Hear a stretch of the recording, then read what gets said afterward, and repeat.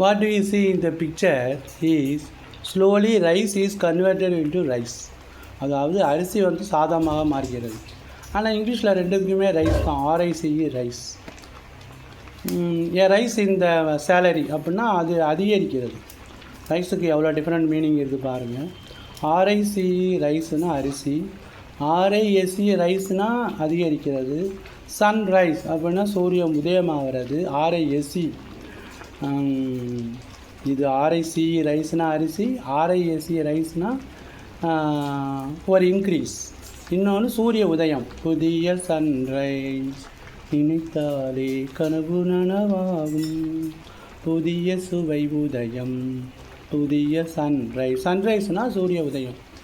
இப்போ நம்ம இங்கிலீஷில் சில அட்வர்டைஸ்மெண்ட்டை கேட்டால் வந்து இங்கிலீஷில் கற்றுக்கலாம். The healthy oil to healthy people, ஆரோக்கியமான மக்களுக்கு ஆரோக்கியமான எண்ணெய். அந்த மாதிரி we listen to some advertisements and learn English. அதே மாதிரி அப்போ அந்த காலத்தில் வந்து டன்லப் டயருக்கு விளம்பரம் கொடுப்பாங்க. 2.5 tons of a car and the massive weight of a jet fighter all depends upon the strength of the tires. அதாவது ஒரு ஜெட் ஃபைட்டர், ஒரு போர் விமானத்துடைய 2.5 டன். ஒரு டன்னா 1000 கிலோ, 100 கிலோ வந்து ஒரு குவிண்டால். இப்போ ஒரு 2.5 tons of a jet fighter, ஒரு jet விமானத்துடைய போர் விமானத்துடைய வெயிட் வந்து 2.5 tons. அது மற்றும் இந்த 2.5 tons ஆஃப் எ கார், அந்த massive weight of a jet fighter, இது எல்லாம் அந்த டயருடைய ஸ்ட்ரென்த்தில் தான் இருக்குது. இந்த டயர் வெடிச்சு போச்சுன்னா அந்த கார் ஆக்சிடென்ட் ஆகிடும், ஏரோப்ளேன் ஆக்சிடென்ட் ஆகிடும். அதுக்கு டன்லப் டயருடைய விளம்பரம். 2.5 tons of a car and the massive weight of a jet fighter all depends upon the strength of the tires. இது எல்லாம் எதை சார்ந்து இருக்கிறது? அந்த டயர்களின் வலிமையை பொறுத்து இருக்கிறது. அந்த டயர் வந்து எங்கள் டயர் டன்லப், ஆல்வேஸ் அஹெட், எப்பொழுதும் சாலைகளில் முந்தி செல்வது எங்கள் டன்லப் தான் அப்படின்னு விளம்பரம் கொடுக்குறாங்க.